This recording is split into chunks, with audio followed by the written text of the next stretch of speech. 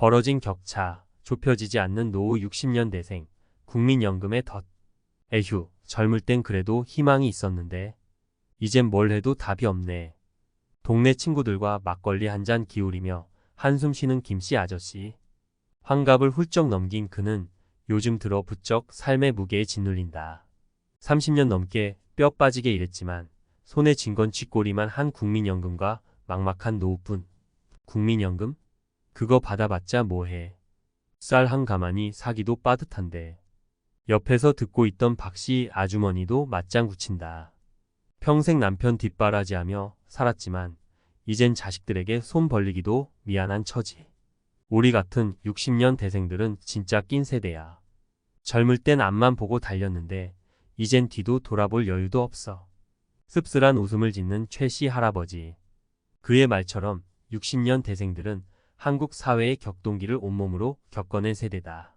산업화 시대의 주역으로 경제 성장을 이끌었지만 정작 자신들의 노후는 빈곤의 늪에 빠져 허우적대고 있다.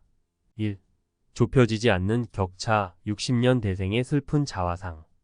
60년 대생들은 왜 이토록 힘겨운 노후를 맞이하게 되었을까? 그 이유는 크게 두 가지로 요약할 수 있다. 첫째, 국민연금 제도의 불완전성이다. 국민연금은 1988년 도입되었지만 60년 대생들은 가입 기간이 짧아 충분한 연금 혜택을 받지 못한다. 게다가 급여 수준도 낮아 노후 생활비를 충당하기엔 턱없이 부족하다. 둘째, 사회 경제적 변화에 따른 불안정성이다. 급격한 산업 구조 변화와 고용 불안은 60년 대생들의 노후 준비를 더욱 어렵게 만들었다. 비정규직, 자영업자 비율이 높아 안정적인 소득을 얻기 힘들고 퇴직 후 재취업도 쉽지 않다.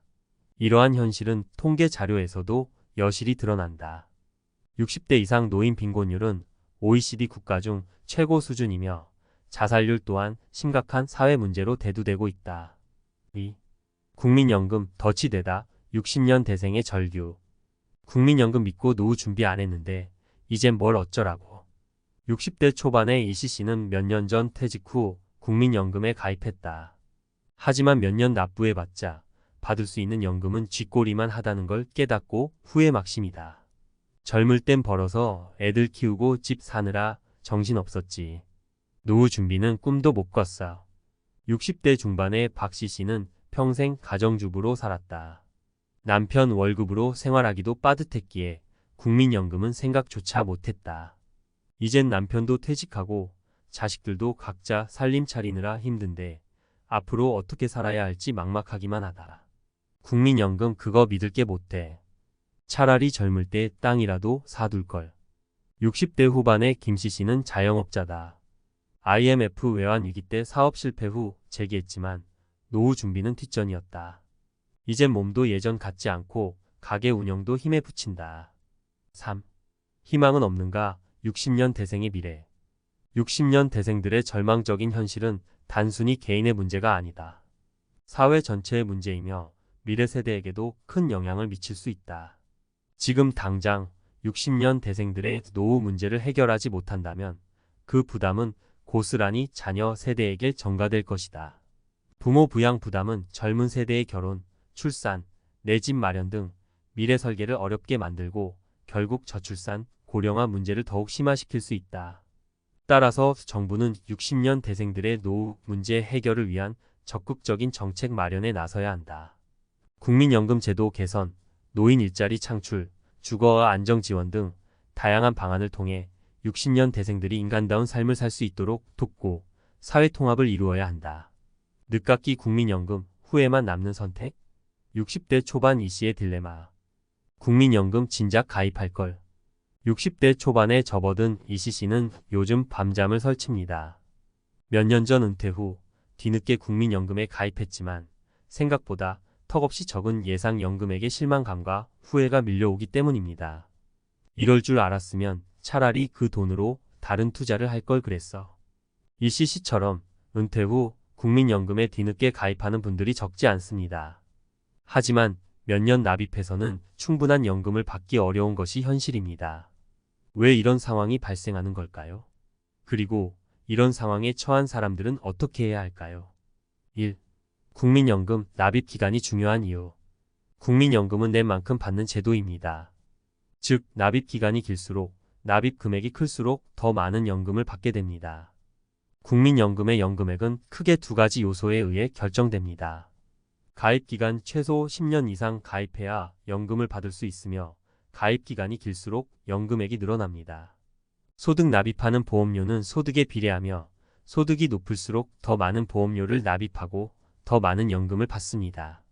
따라서 늦은 나이에 국민연금에 가입하면 가입기간이 짧아 충분한 연금액을 확보하기 어렵습니다. 2. 늦깎이 가입자 선택의 기로에 서다. 이씨씨처럼 늦은 나이에 국민연금에 가입한 사람들은 선택의 기로에 놓이게 됩니다. 계속 납입 기간을 늘려 연금액을 조금이라도 늘릴 수 있습니다. 하지만 납입하는 동안에는 경제적 부담이 따르고 연금 수령 시점까지 오랜 시간을 기다려야 합니다. 납입을 중단하면 그동안 납입한 보험료는 반환 일시금으로 받을 수 있습니다. 하지만 노후 소득 보장이라는 국민연금의 본래 목적을 달성하기 어렵습니다. 임의 계속 가입 60세 이후에도 소득 활동을 하는 경우 최대 65세까지 임의로 국민연금 가입을 계속할 수 있습니다. 어떤 선택이 최선일까요? 안타깝지만 정답은 없습니다. 개인의 경제 상황, 건강 상태, 가족 관계 등 다양한 요소를 고려하여 신중하게 결정해야 합니다. 3. 늦깎이 가입자를 위한 조언. 늦은 나이에 국민연금에 가입한 분들에게 몇 가지 조언을 드리고 싶습니다. 전문가, 상담, 국민연금공단이나 재무설계 전문가에게 상담을 받아보세요. 개인의 상황에 맞는 최적의 선택을 도와줄 것입니다. 다른 노후 준비 국민연금만으로는 충분한 노후 자금을 마련하기 어렵습니다. 개인연금, 퇴직연금, 주택연금 등 다양한 노후 준비 수단을 활용하세요. 건강관리. 건강은 노후 생활의 가장 중요한 자산입니다. 규칙적인 운동과 건강한 식습관으로 건강을 유지하세요. 사회활동. 은퇴 후에도 사회활동을 지속하면 경제적, 정신적 건강에 도움이 됩니다. 평생 그림자처럼 살아온 박씨, 막막한 노후 앞에 홀로 서다. 남편 월급으로 애들 키우고 살림하느라 정신없었지. 내 노후? 그런 건 생각할 겨를도 없었어. 60대 중반의 박씨 씨는 깊은 한숨을 내쉽니다. 평생 가정주부로 살아온 그녀에게 국민연금은 먼 나라 이야기였습니다. 남편 월급으로 생활하기도 빠듯했기에 자신의 노후 준비는 꿈도 꾸지 못했습니다. 하지만 이제 남편도 퇴직하고 자식들도 각자 살림을 꾸리느라 빠듯한 상황. 이제 와서 뭘 어떻게 해야 할지 막막하기만 해. 박씨 씨처럼 많은 여성들이 가정을 위해 헌신하며 자신의 노후를 챙기지 못했습니다. 하지만 이제는 시대가 변했습니다.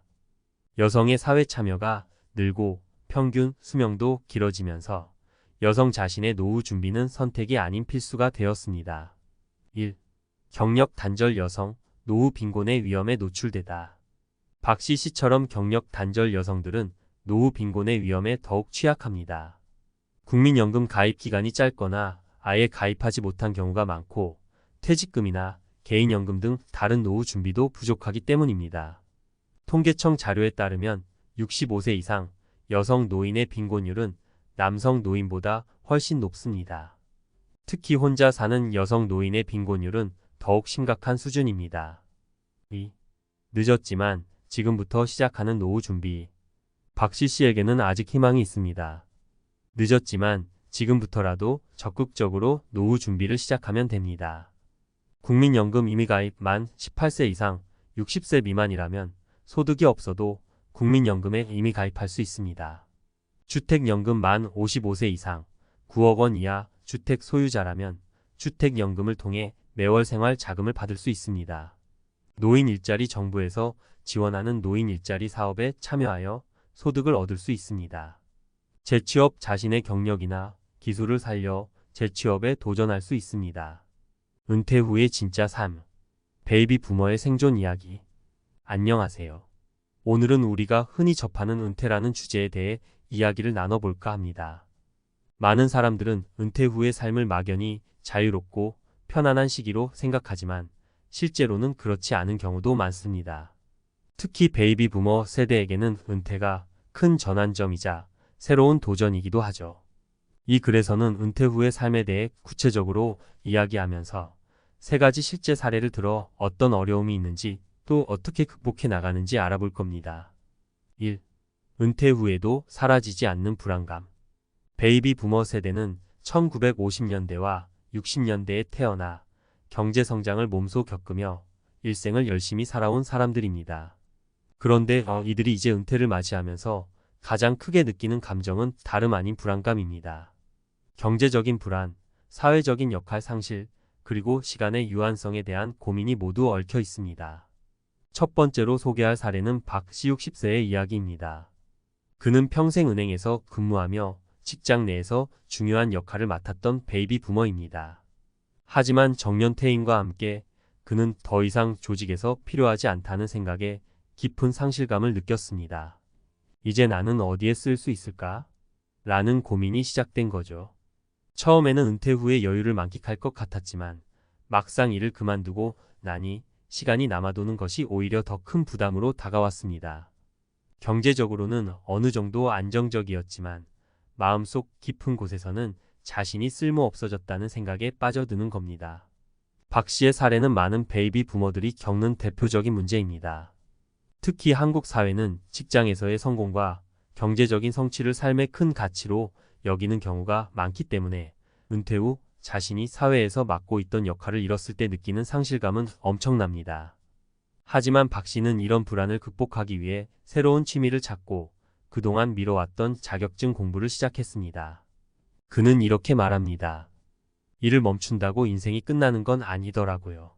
이제는 나를 위해서 다시 도전하는 삶을 살고 있어요. 2. 경제적인 고민 끝이 아니다. 두 번째 사례는 김씨 65세의 이야기입니다. 그는 평생 자영업을 운영하며 자신의 가게를 잘 꾸려왔습니다. 하지만 은퇴를 하면서 가게를 정리하고 이제는 그동안 모은 돈으로 살아가야 하는 상황이 됐습니다. 그런데 김 씨는 생각보다 은퇴 후에 생활비가 많이 든다는 것을 알게 됐습니다. 매달 나오는 생활비는 물론 예상치 못한 의료비나 갑작스러운 지출도 있었습니다. 젊을 때는 보험도 많이 가입해 두지 않았고 이제 와서 보니 노후 자금이 빠듯하다는 생각이 들었습니다. 김 씨는 은퇴 후에 경제적인 고민이 현실이 된 순간부터 그야말로 돈 걱정에 사로잡혔습니다. 어떻게 하면 남은 돈을 최대한 효율적으로 쓸 수 있을까를 고민하며 생활을 더 절약하고 추가적인 수입원을 찾기 위해 애썼습니다. 하지만 나이가 들어 일자리를 찾는 것도 쉽지 않았습니다. 그러다 그는 몇몇 친구들과 함께 작은 공동체를 만들어 함께 농사를 짓고 자급자족하는 삶을 시작하게 됐습니다. 김 씨는 말합니다. 돈을 벌기 위해서가 아니라 조금이라도 자립할 수 있는 삶을 찾는 것이 저에게는 중요했어요. 내가 할 수 있는 것들을 찾아가는 과정에서 은퇴 후에도 새로운 시작이 가능하다는 것을 깨달았죠. 김 씨처럼 은퇴 후에도 경제적인 고민이 지속되는 경우가 많습니다. 그렇기 때문에 은퇴 전에 충분한 자금을 모으는 것도 중요하지만 은퇴 후에도 소소하게나마 지속적으로 수입을 얻을 수 있는 방법을 찾아보는 것이 필요합니다. 3. 은퇴 후에도 이어지는 관계의 문제. 세 번째로 소개할 사례는 이씨 63세의 이야기입니다. 그는 평생 직장에서 부장직을 맡으며 회사를 위해 헌신했지만 은퇴 후 가정에만 집중하면서 가족과의 관계에 문제가 생겼습니다. 직장에 다닐 때는 바쁘게 살아가면서 서로 크게 부딪힐 일이 없었지만 집에서 하루 종일 보내는 시간이 길어지자 부인과의 소통에 어려움을 겪기 시작했습니다. 직장에서는 나름 인정받고 있었는데 집에서는 내가 뭐하는 사람인지 모르겠더라고요. 이 씨는 은퇴 후에도 자신의 존재감을 느끼고 싶었지만 가정에서는 그럴 기회가 적었습니다. 그는 처음에는 가족들과 많은 시간을 보내며 은퇴 후의 여유를 즐기고 싶었지만 오히려 가족 간의 갈등이 잦아졌습니다. 가족들은 이 씨가 계속해서 무언가를 지시하고 간섭하는 것처럼 느꼈고 그로 인해 다툼이 많아졌습니다. 이 씨는 말합니다. 내가 가족에게 필요 없는 존재가 된 건 아닐까 하는 생각에 사로잡히곤 했어요. 그러나 이 씨는 이 문제를 해결하기 위해 자신의 역할을 다시 찾고 가족과의 소통 방식을 바꾸기로 했습니다. 그는 부인과 함께 취미 활동을 시작하고 시간을 배분해 각자만의 시간을 존중해주는 방법을 배웠습니다. 이 씨는 이렇게 말합니다. 은퇴 후에도 나만의 역할이 있다는 걸 알게 되니까 가정에서의 갈등도 점차 줄어들었어요. 은퇴는 끝이 아니라 새로운 시작일 뿐이에요. 결론. 위 세 가지 사례를 통해 볼 수 있듯이 은퇴 후의 삶은 결코 만만하지 않습니다. 경제적인 문제, 정체성의 혼란, 인간관계의 변화 등 다양한 어려움이 따라옵니다. 하지만 중요한 것은 이 어려움을 어떻게 극복해 나가는지에 대한 것입니다. 베이비 부머 세대는 한 번도 겪어보지 못한 새로운 환경에 직면해 있지만 그들은 여전히 배울 수 있고 적응할 수 있으며 더 나은 삶을 위해 노력할 수 있습니다. 은퇴는 끝이 아니라 새로운 시작이다. 라는 말을 잊지 말고 우리 모두 자신만의 새로운 길을 찾아 나가길 바랍니다. 그럼 이 이야기를 이어서 더 깊이 파고들어 볼게요. 은퇴 후에도 베이비 부머 세대가 직면하는 또 다른 중요한 문제는 삶의 목적과 목표 상실입니다. 일을 할 때는 매일 출근하고 정해진 역할을 수행하면서 삶의 목적이 있었죠. 하지만 은퇴를 하게 되면 이제 나는 무엇을 위해 살아가는가? 라는 질문을 스스로 던지게 됩니다. 이런 감정은 특히 성취감을 중요하게 여기는 사람들에게 큰 영향을 미치는데 이 주제에 대해 조금 더 살펴보겠습니다. 4. 삶의 목적을 찾지 못한 김 이사님의 이야기. 김 이사님 61세는 대기업에서 임원까지 올라간 인물입니다.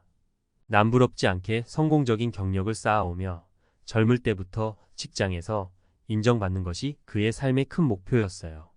퇴직 후에도 그는 충분한 연금과 자산을 가지고 있었기 때문에 경제적인 걱정은 없었지만 퇴직 후 몇 개월이 지나면서 심리적인 공허함에 빠지게 됩니다. 돈은 여전히 있는데 이제는 이 돈으로 내가 무엇을 해야 할지 모르겠더라고요. 김 이사님은 자신이 일을 할 때는 그토록 바랐던 은퇴 생활이 오히려 자신을 더 혼란스럽게 한다고 말했습니다. 늘 바쁘게 살아왔기 때문에 여유 시간이 갑작스럽게 주어지니 그 시간 속에서 자신의 존재감을 찾기 어려웠던 거죠. 가족들과 함께 시간을 보내고 취미 활동도 해보려 했지만 그런 것들이 그의 마음속 공허함을 채우지는 못했습니다. 나는 왜 살아가야 하지? 라는 생각이 머릿속에서 떠나지 않았다고 합니다. 이러한 심리적 위기는 많은 베이비 부머들이 겪는 현실적인 문제입니다. 이들은 오랜 시간 동안 일하는 것에 익숙해져 있어서 은퇴 후의 시간 관리와 목표 설정이 매우 어렵습니다. 김 이사님은 자신의 목적을 다시 찾기 위해 심리 상담을 받기 시작했고 이제는 사회봉사활동에 참여하며 다른 사람들을 돕는 일에서 새로운 의미를 찾고 있습니다. 저는 다시 살아있다고 느끼게 되었어요. 이제는 직장에서 성취감을 찾는 게 아니라 다른 사람들의 삶에 조금이라도 기여할 수 있다는 것이 제 삶의 새로운 목표가 됐습니다. 5. 건강관리의 중요성, 이제부터 시작. 5번째 사례는 최 씨 58세의 이야기입니다. 그는 평생 직장에서 열심히 일하다가 은퇴를 하고 나서야 자신의 건강이 얼마나 악화되었는지를 알게 되었습니다.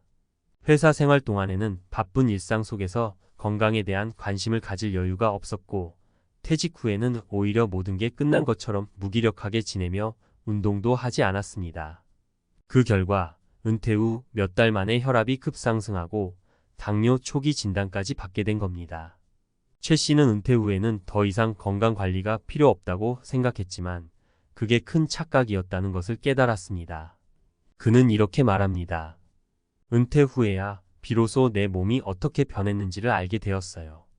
직장에 다닐 때는 내 건강이 무너지더라도 정신없이 달려갔는데 이제 그 대가를 치르게 됐죠. 다행히도 최 씨는 병원에서 적극적인 치료와 함께 식단 조절, 규칙적인 운동을 시작했고 건강을 되찾기 위한 노력을 이어갔습니다. 그는 은퇴 후에는 내 몸이 나의 가장 큰 자산이라는 걸 알게 됐어요. 라며 이제는 건강관리가 삶의 큰 목표가 되었다고 말합니다. 최 씨처럼 은퇴 후에 자신의 건강 상태를 인식하고 그것을 꾸준히 관리해 나가는 것은 장기적인 행복을 위해 매우 중요한 요소입니다. 6. 사회적 네트워크의 유지와 확장. 6번째로 다룰 사례는 윤 씨 62세의 이야기입니다. 윤 씨는 직장 생활 내내 많은 사람들과의 네트워크를 유지하며 성공적인 커리어를 쌓았던 사람입니다. 하지만 은퇴 후에는 사람들과의 연락이 점차 줄어들었고 어느새 사회적 고립감을 느끼게 되었습니다. 직장에서는 매일 동료들과 어울리며 정보를 교환하고 유대감을 쌓았지만 은퇴 이후에는 사람들과 자연스럽게 멀어지게 된 겁니다. 사람들이 나를 찾지 않기 시작했어요. 그동안의 관계들이 내 일과 직장에 얽혀 있었구나 싶더라고요. 윤 씨는 그제서야 직장 외적인 인간관계를 유지하는 것이 얼마나 중요한지 깨닫게 되었습니다. 그는 새로운 사람들을 만나기 위해 동네 커뮤니티에 가입하고 동호회 활동도 시작했습니다. 윤 씨는 이제 매주 정기적으로 사람들과 만나 취미를 공유하면서 새로운 네트워크를 확장해 나가고 있습니다. 그는 말합니다. 은퇴 후에도 사람들과의 교류는 너무 중요해요. 사람과 사람이 만나면 그 속에서 에너지를 얻고 삶이 풍부해지죠. 결론. 베이비 부머 세대의 은퇴 후 삶은 단순히 쉬는 시간이 아니라 새로운 도전을 맞이하는 시기입니다. 경제적인 문제뿐만 아니라 건강, 인간관계, 그리고 삶의 목적과 의미를 다시 찾는 과정이 필요합니다. 이 과정에서 많은 이들이 어려움을 겪고 있지만 그럼에도 불구하고 자신의 삶을 다시 재설정하고 새로운 목표를 찾는 노력이 중요합니다. 여러분, 은퇴는 끝이 아닙니다. 이제부터 진짜 삶이 시작됩니다. 우리 모두가 은퇴 후에도 자신의 가치를 발견하고 건강하고 행복한 삶을 살아가길 바랍니다. 40년 은행 지점장으로 살던 남편, 은퇴 후 집에서 쫓겨났다. 퇴직 후 부부의 전쟁. 여러분도 혹시 이런 이야기 들어보셨나요?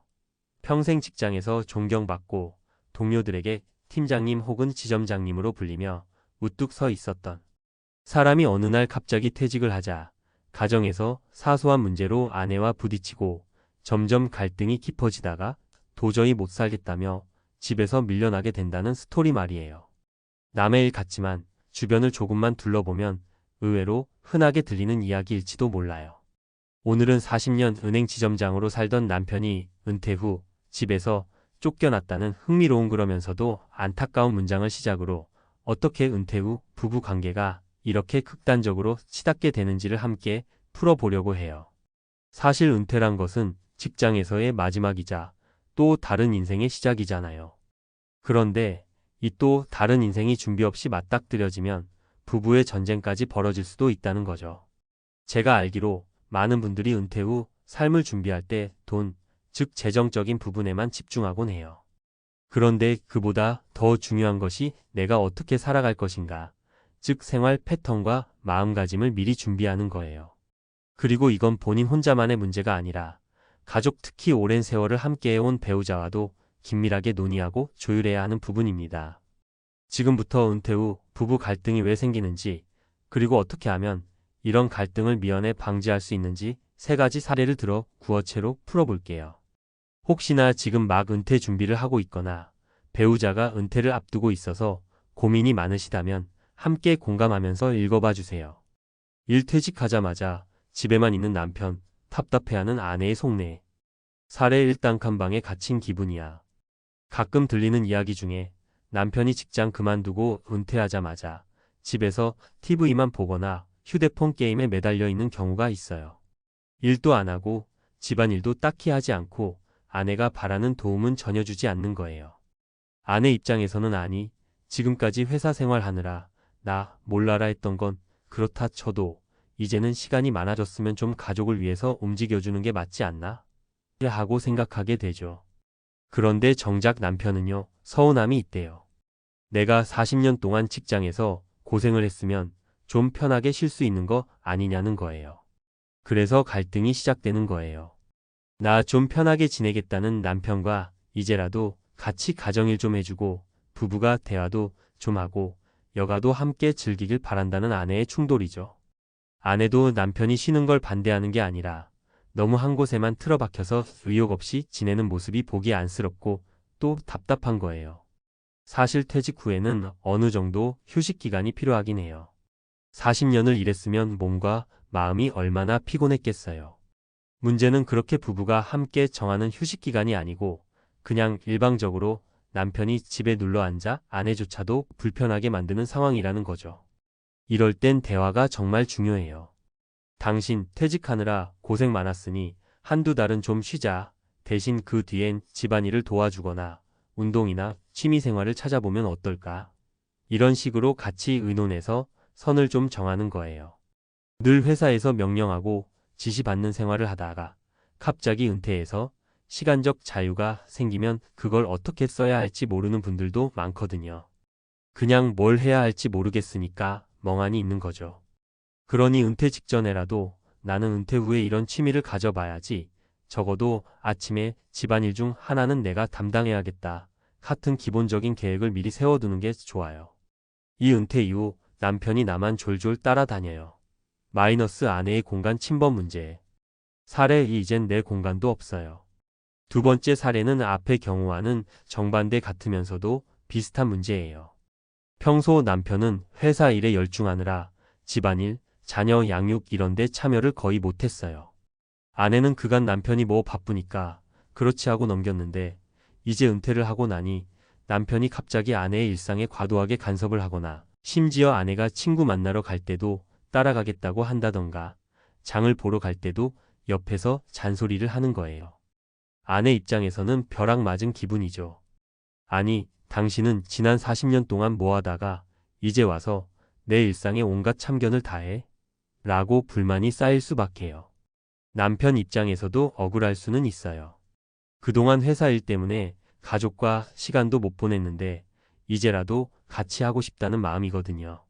그런데 그런 마음이지만 상대방이 원하지 않는 방식으로 접근하면 분명히 부담을 줄 수밖에 없죠.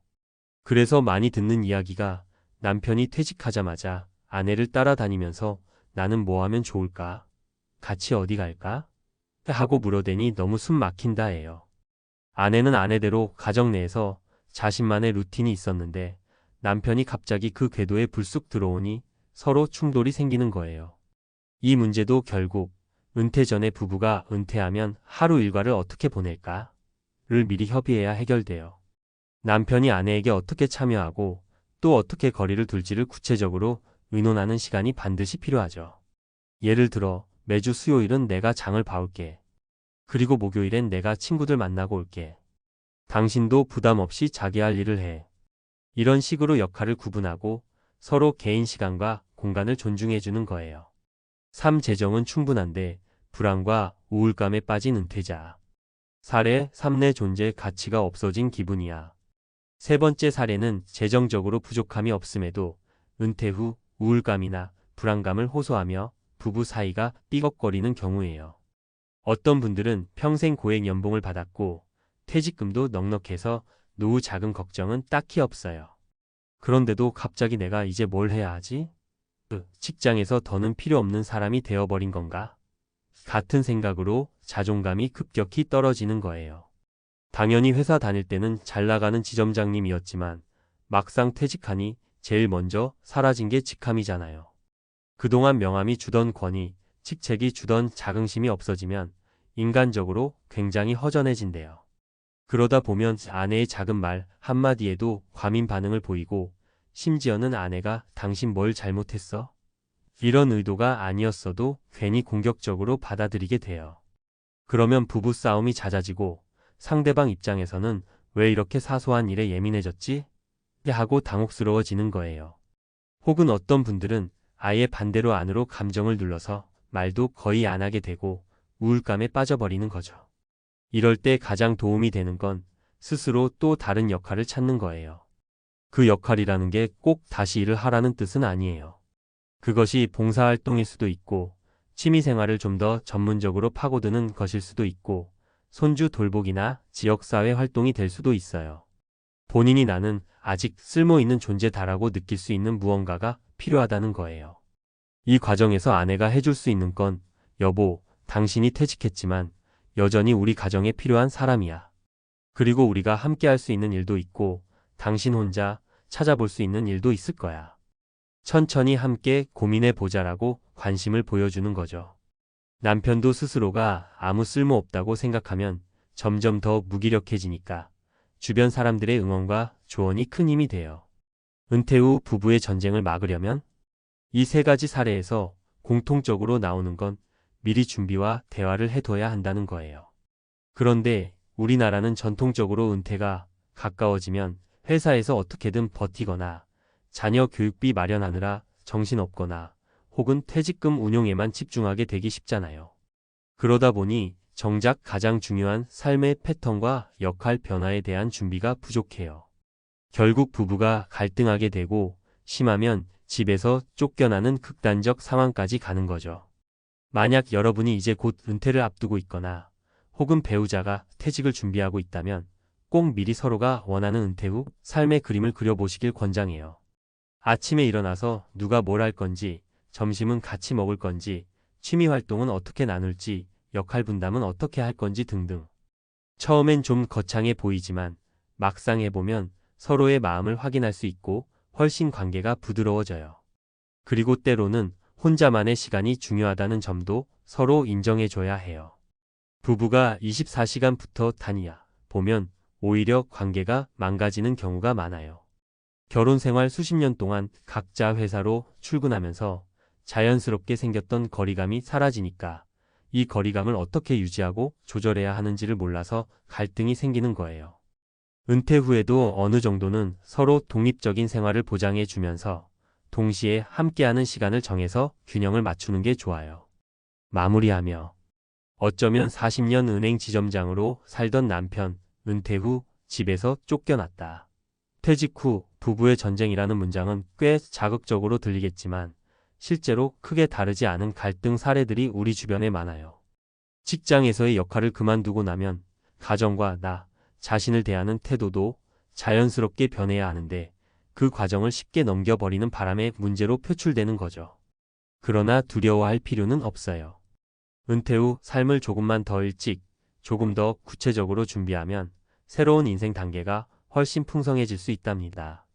배우자와 대화하고 서로의 일상을 존중해주고 각자 마음속에서 난 아직 할 수 있다는 동기를 심어주는 것. 그리고 부족한 부분은 전문가의 도움이나 주변의 충고를 구해서 채워나가는 게 중요해요. 이미 은퇴하신 분이라면 지금이라도 시작해보세요. 지금까지 뭘 잘못했지? 하고 자책하기보단 앞으로 어떻게 바꿔나갈까? 를 고민하고 부부가 머리를 맞대고 대화를 시도해보는 거예요. 한 번도 안 해본 일이라서 어색할 수도 있지만 그래도 용기를 내셔야 새로운 돌파구가 생기거든요.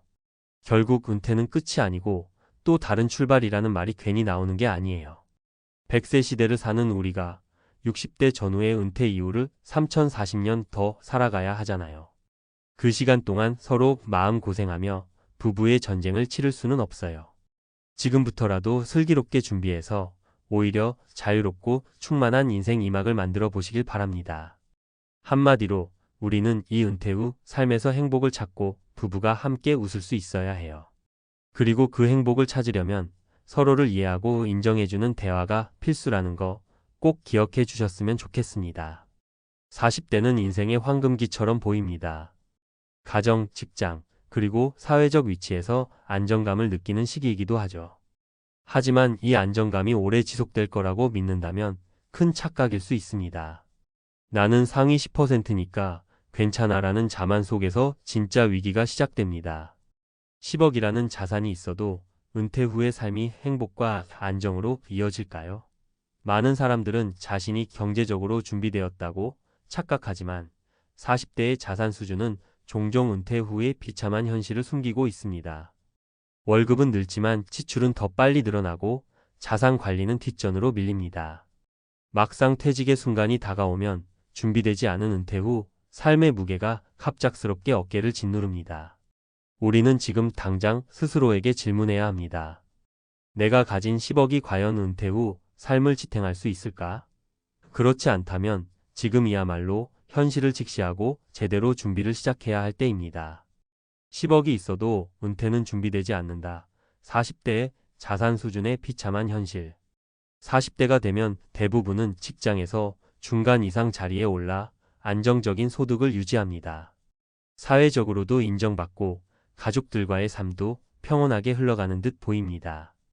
하지만 겉으로는 안정적인 삶처럼 보여도 은퇴 후를 준비하는 데는 전혀 다른 이야기입니다. 특히 10억 정도면 충분하겠지라는 생각은 큰 착각일 수 있습니다. 자산은 숫자일 뿐 이를 어떻게 활용하고 관리하느냐에 따라 은퇴 후 삶의 질이 결정되기 때문입니다. 사례 1 10억 자산, 그러나 빠르게 줄어든 노후 자금. 김모 씨 48세는 IT 기업에서 성공적인 경력을 쌓으며 자산 10억을 보유했습니다. 그는 자신이 경제적으로 여유가 있다고 느껴 은퇴 준비를 소홀히 했습니다. 하지만 퇴직 후 몇 년이 지나자 예상치 못한 의료비, 자녀 교육비, 생활비가 한꺼번에 몰려와 자산은 빠르게 줄어들었습니다. 김 씨는 나는 상위 10% 안에 드는 자산을 가졌으니 은퇴 후에도 문제가 없을 거라 생각했다고 말했습니다. 하지만 정작 은퇴 후 들어가는 고정 비용을 계산하지 않았던 것이 화근이었습니다. 안정적인 소득 없이 자산만으로 생활을 유지하려다 보니 5년 만에 자산의 절반이 사라졌습니다. 10억이라는 숫자는 안정감처럼 보일 수 있지만 계획 없이 사용한다면 물 한 컵을 사막에서 쓰는 것처럼 순식간에 사라질 수 있다는 것을 기억해야 합니다. 사례 2 직장 생활에만 몰두한 40대, 준비되지 않은 퇴직. 이모 씨 42세는 금융업계에서 탄탄한 커리어를 쌓고 있었습니다. 하지만 그는 매달 받는 고소득에 안주하며 내가 이 회사에서 은퇴할 때까지는 돈 걱정이 없겠지라는 생각으로 은퇴 후 삶에 대한 준비를 미뤘습니다. 하지만 예상치 못한 구조 조정으로 인해 50대 초반에 조기 퇴직을 하게 되었고 매달 고정 수입이 끊기자 그는 충격에 빠졌습니다. 더 큰 문제는 그가 은퇴 후 삶을 위해 준비해둔 자산이 없었다는 점입니다. 그는 퇴직 후에 뭐라도 하면 되겠지라고 쉽게 생각했지만 나이와 사회적 위치로 인해 구직 시장에서 살아남기 쉽지 않았습니다. 은퇴 후 자산을 준비하지 않으면 40대 이후의 삶은 생각보다 더 위태롭다는 것을 깨닫게 된 것입니다. 사례 3 자녀 교육비와 부채로 자산 소진. 박모 씨 45세는 자녀 둘을 사립학교에 보내며 매달 500만 원 이상의 교육비를 지출하고 있었습니다. 그는 자녀에게 좋은 교육을 주는 것이 부모로서의 도리라며 매달 고정 수입의 절반을 자녀 교육에 쓰고 나머지로는 대출 이자를 갚았습니다. 박 씨는 내 집 마련도 했고 자녀가 좋은 대학만 가면 이후엔 경제적으로 나아지겠지라는 기대를 품고 있었지만 결국 자산은 부채로 점점 갉아먹히는 상황에 이르렀습니다. 부모의 희생으로 자녀가 성공한다고 해서 그것이 곧바로 은퇴 후의 경제적 안정으로 이어지지 않습니다. 오히려 박 씨처럼 은퇴 준비를 미룬다면 결국 퇴직 후 삶은 막막할 수밖에 없습니다. 은퇴 준비를 위한 3가지 핵심 전략. 현실적인 자산 목표 설정하기 10억이 있어도 고정비용, 의료비, 인플레이션 등 은퇴 후 예상 비용을 꼼꼼히 따져야 합니다. 단순히 이 정도면 충분하겠지라는 막연한 낙관보다는 월 단위로 필요한 자금을 구체적으로 계산하고 자산을 분산 관리해야 합니다. 노후 소득원을 미리 확보하기. 고정 소득 없이 자산만으로 은퇴 후 생활을 유지하는 것은 불가능에 가깝습니다. 연금, 투자 혹은 은퇴 후에도 가능한 부업을 통해 최소한의 소득원을 마련해야 합니다. 지출을 줄이고 소비 패턴 바꾸기. 은퇴 후의 삶은 소득이 줄어들 수밖에 없기 때문에 젊었을 때부터 절약하는 습관을 길러야 합니다. 특히 사치성 소비는 줄이고 건강 유지와 경험을 쌓는 데 집중하는 것이 중요합니다. 마무리하며 40대의 자산 수준은 현재의 삶을 유지하기엔 괜찮아 보일지 몰라도 은퇴 후에는 비참한 현실로 이어질 가능성이 큽니다. 나는 괜찮겠지라는 막연한 안심 대신 지금 당장 은퇴 후를 구체적으로 설계해야 합니다. 김 씨, 이 씨, 박 씨의 사례에서 보듯 은퇴 후의 삶은 미리 준비한 만큼 달라질 수 있습니다. 이제는 현실을 직시하고 나만의 은퇴 전략을 실행할 때입니다.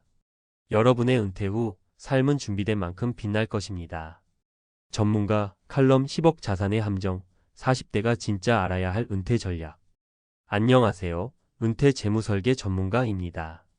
오늘은 많은 분들이 10억이면 안정적인 노후를 보낼 수 있지 않을까?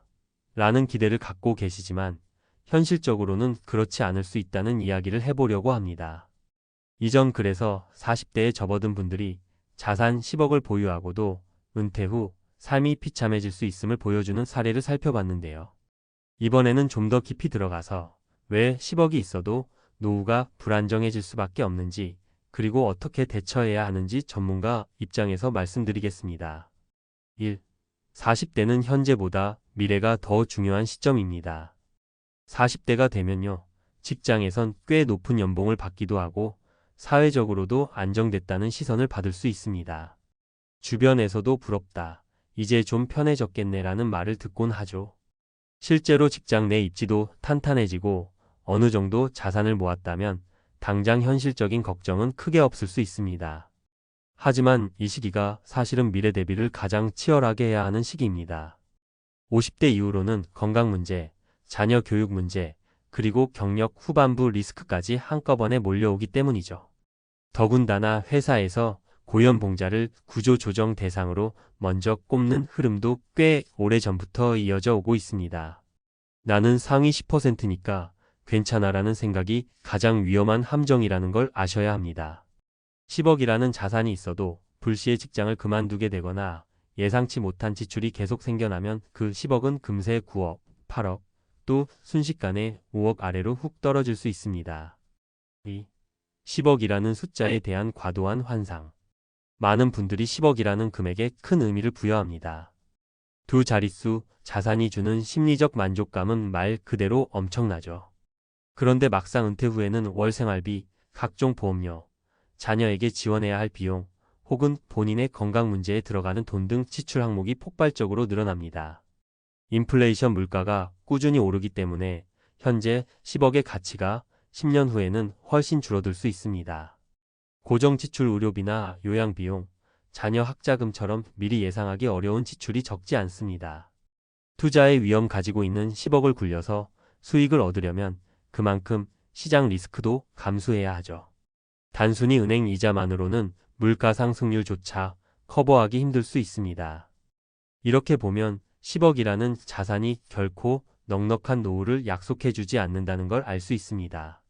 물론 10억이 적은 돈은 아니지만 10억이면 노후는 걱정 없겠지라고 생각하는 순간 그 틈을 타 예상치 못한 변수가 우리 가정을 흔들어 놓을 수 있다는 사실을 기억하셔야 합니다.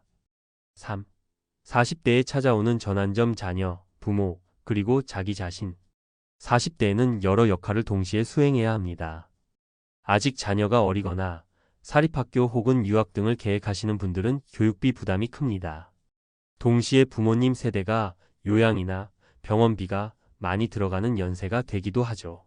그리고 가장 중요한 건 자기 자신인데요. 회사에서는 어느 정도 연차가 쌓여서 관리 자급이 되었지만 그만큼 스트레스도 쌓이고 몸 상태도 예전 같지 않습니다. 건강진단에서 이상 징후 하나라도 나오면 병원비가 들어가기 시작합니다. 이런 상황에서 10억 자산은 생각보다 빨리 소진될 수 있다는 게 전문가로서의 솔직한 견해입니다. 삶이 계속해서 비용을 요구하는 중에 여러분은 무한정 새로운 돈을 만들어내기가 점점 어려워진다는 거죠. 4. 구체적인 은퇴 재무 설계 플랜 B를 반드시 마련하세요. 그렇다면 어떻게 대비해야 할까요? 40대라면 지금이야말로 정밀한 재무 설계를 해야 할 시기입니다. 아래는 제가 현장에서 가장 많이 드리는 조언인데요. 간단해 보이지만 실제로 실행에 옮기기까지는 꽤 결심이 필요합니다. 자산 구조 점검하기. 단순히 예금, 적금, 부동산만 가지고 있다면 수익률 면에서 한계가 분명합니다. 주식, 채권, 펀드, ETF 등 여러 투자 수단을 적절히 섞어볼 필요가 있어요. 단, 투자에는 항상 리스크가 따르므로 목돈 관리와 단기 유동성 확보를 어떻게 조합할지 전문가 도움을 받으시는 걸 권장드립니다. 공적연금 최적화. 국민연금, 직역연금 등 공적연금은 가장 안정적인 노후 소득원입니다. 40대 중반이라면 국민연금 예상 수령액을 확인하고 추후 더 받기 위해 추가로 납입할 수 있는 방법, 추후 납부, 이미 계속 가입 등이 있는지 알아보시는 게 좋습니다. 부업, 은퇴 후 소득원 시뮬레이션. 요즘은 퇴직 후에도 뭔가 수익을 만들어내는 1인 창업, 온라인 사업 등이 활발해졌습니다. 40대부터 관심 분야나 특기를 살려 부업을 시작해보면 은퇴 후에도 익숙해진 일을 통해 돈을 벌 수 있습니다. 10억이 있다고 하더라도 흐르는 물줄기를 하나 더 만들어 놓아야 장기적으로 안정적입니다. 지출 구조 다이어트. 교육비, 주거비, 통신비, 각종 구독 서비스 등 매달 나가는 돈 중에서 꼭 필요한 것과 불필요한 것을 구분해 보세요. 한 번씩 집요하게 점검하고 가성비가 안 맞으면 과감히 끊거나 대안을 찾아보시길 추천드립니다. 이런 소비 다이어트를 통해 절약된 돈을 장기 투자로 돌리면 티끌 모아 태산 원리가 은퇴 준비에 큰 도움이 됩니다. 5. 불안감보다 준비가 더 큰 힘을 갖는다. 사실 은퇴 얘기를 하면 다들 마음 한구석이 무거워지거나 불안해집니다. 내가 정말 잘하고 있는 건가? 더 모아야 되나? 같은 불확실한 생각이 들죠. 하지만 막연한 불안감보다는 구체적인 준비가 훨씬 더 힘이 됩니다. 예를 들어 위에서 말씀드린 대로 연금 수령액을 미리 계산해보고 가족들의 의료비나 교육비를 어느 정도까지 감당할 수 있는지 실제 수치를 뽑아보면 마음이 오히려 편안해지는 경우가 많습니다. 아, 내 상황이 이렇구나. 그럼 앞으로 어떻게 해야겠네라고 감을 잡을 수 있으니까요. 제가 상담을 하면서 느끼는 점은 아무리 자산이 많아도 스스로 파악하지 않으면 불안에 떨고 자산이 적어도 체계적으로 준비하면 오히려 마음이 편하다는 겁니다. 결국 핵심은 내 상황을 구체적으로 아는 것에서 시작합니다. 6. 결론 40대부터 현실과 미래를 동시에 챙기자. 오늘 칼럼의 핵심 메시지는 이것입니다. 10억이라는 큰 돈이 있어도 제대로 된 플랜 없이는 노후가 불안할 수 있다. 40대는 내 삶이 어느 정도 궤도에 오른 시기라고 볼 수 있지만 동시에 가족과 나 자신에게 더 많은 책임이 생기는 시기이기도 합니다. 그리고 은퇴까지 남은 시간이 의외로 길지 않을 수 있다는 점 꼭 기억하셔야 합니다. 여러분이 지금 40대라면 어느 정도 자산이 있더라도 미래 설계에 대한 경각심을 가져보시길 권해드립니다. 은퇴 후 30년 이상의 삶을 어떻게 보내느냐는 결국 지금 어떤 준비를 하느냐에 달려 있습니다. 어차피 앞으로 일하며 돈 벌 텐데라는 안일한 생각은 가장 위험합니다. 마지막으로 혹시 전문가 도움을 받으면 돈만 많이 든다고 생각하실 수 있어요. 하지만 한 번에 제대로 된 재무 설계가 평생의 불안을 덜어줄 수도 있습니다. 가족에게도 든든한 버팀목이 되고요.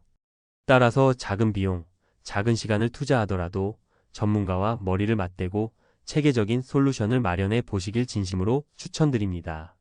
10억이면 된다 고 생각했던 마인드에서 한 걸음 벗어나 어떻게 이 10억을 효율적으로 운용하고 거기에 다른 소득원을 더 마련할 것인가로 관점을 바꾸셔야 합니다. 여러분이 40대에 세운 플랜이 50대, 60대, 그리고 그 이후의 삶까지 책임지게 될 겁니다. 지금 당장 내 재정 상태, 내 생활 패턴, 그리고 향후 10년간의 라이프 이벤트들을 적어보시고 구체적으로 계산해 보세요. 어느 순간 10억 자산이 있어도 이걸로 부족하겠구나라는 현실을 깨닫게 되실지도 모릅니다. 하지만 그 불안은 또 다른 준비의 출발점이 되기도 합니다. 안심보다는 계획, 현재보다는 미래. 이 두 가지 키워드만큼은 꼭 기억해 주셨으면 합니다. 10억 자산 자체가 나쁜 건 절대 아니죠. 중요한 건 그 자산을 어떻게 굳건한 은퇴 라이프로 연결하느냐입니다. 여러분의 노후가 지금보다 조금 더 안정적이고 고민이 줄어들기를 바라며 오늘 칼럼은 여기까지 마치겠습니다.